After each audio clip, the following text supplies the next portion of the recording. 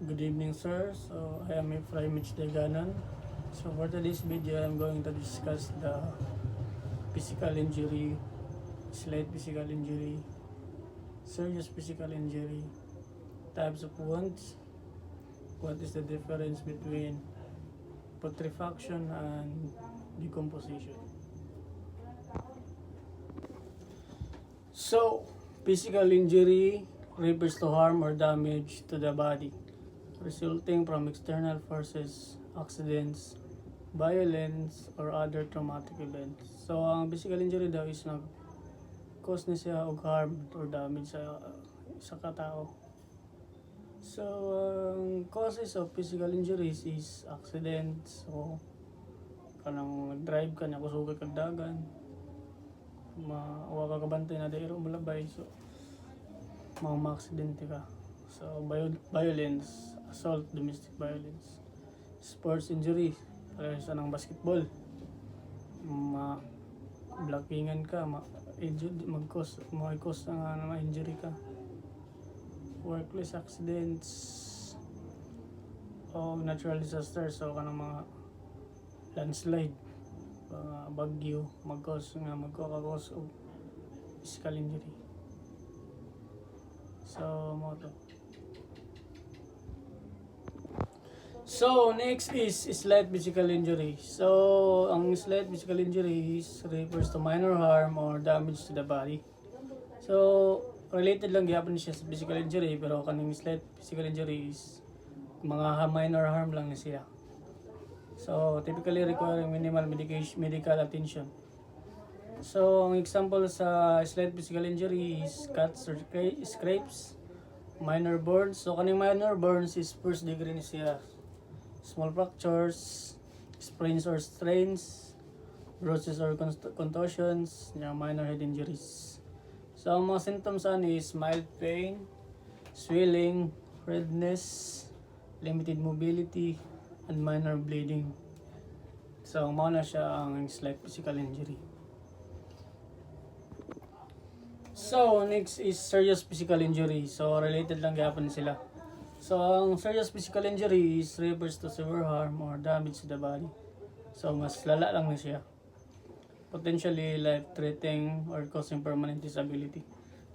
So, ang example is traumatic brain injuries, concussions, skull fractures, or brain damage. For example, kung ma-aksidente ka, murag makumagay ka. Spinal cord injuries, so mga paralysis, quadriplegia or paraplegia. Severe burns, so kani is third degree. Organ damage, amputations, severe lacerations, internal injuries. So ang symptoms is severe pain, unconsciousness, difficulty breathing, heavy bleeding, paralysis, numbness, confusion or disorientation, severe swelling or deformity. Example is car accidents, falls from heights, violent assaults, sports injuries, workplace accidents, or natural disasters. So, next is type of wounds. So, number one is open wounds. So, open wounds is incised wounds. So, ano lang mga example sa open wounds. Incised wounds, cuts made by sharp objects. Example, knives or glass. So, number two is laceration, jug, irregular cuts from falls or blunt trauma. Tuloy is puncture wounds, deep narrow wounds caused by sharp objects, needles or nails, avulsion wounds, partial or complete skin tearing. So number 2 sa types of wound is closed wounds. So ang example is contusions, bruises, blood leakage into tissue. Number 2 is hematomas, blood accumulation under skin or in organs. Number 3 is fractured, broken bones. So, ang ikatulo sa type of wounds is penetrating wounds, gunshot wounds, high velocity injuries. Number 2, stab wounds, deep narrow wounds from sharp objects, impalement wounds, puncture wounds from objects entering the body. So, ang ikatulong types of wound is blunt trauma wounds, abrasions, scrapes or scratches, crushing injuries, severe force applied to body parts, blast injuries, explosive force causing damage. Mo to ay example sa blunt trauma wounds. So, ang ikaapat is specialized wounds, burns, thermal injuries, first, second, or third degree, chemical burns, corrosive substance exposure, electrical burns, high voltage electric shock, radiation burns, exposure to ionizing radiation. So, muna example sa specialized wounds. So, the last is chronic wounds, ulcers, open sores from poor circulation or diabetes, pressure sore, bead sores, skin damage from prolonged pressure, surgical wounds, post-operative complications. So, mga to ang types of wounds. So, the last is what is the difference between putrefaction and decomposition? So, putrefaction and decomposition are two related but distinct processes that occur in dead organisms.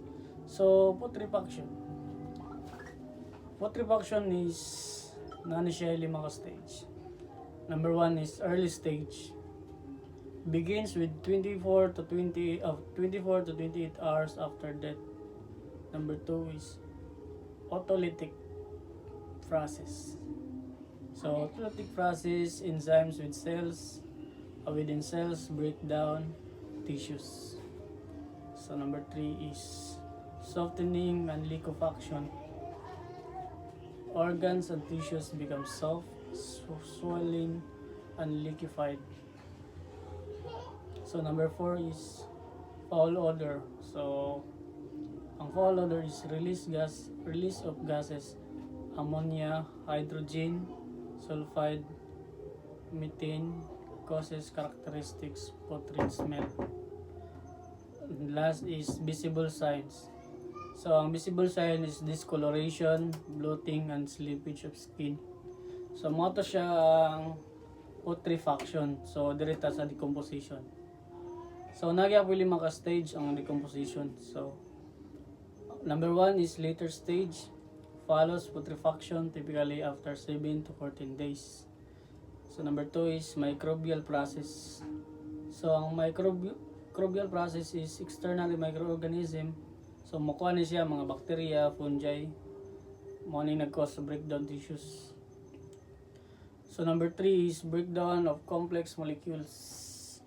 So, ang breakdown of complex molecules is proteins, carbohydrates, and fats are converted into simpler foods. Number 4 is skeletonization. So, skeletonization is soft tissues are consumed, leaving behind bones and connective tissue. So, ang last is gradual disappearance. Body mass decreases as nutrients are released into the environment. So, mo to siya. Mga to ang kalahian nilang duha. Although related na sila, pero nagyamon sila conflict.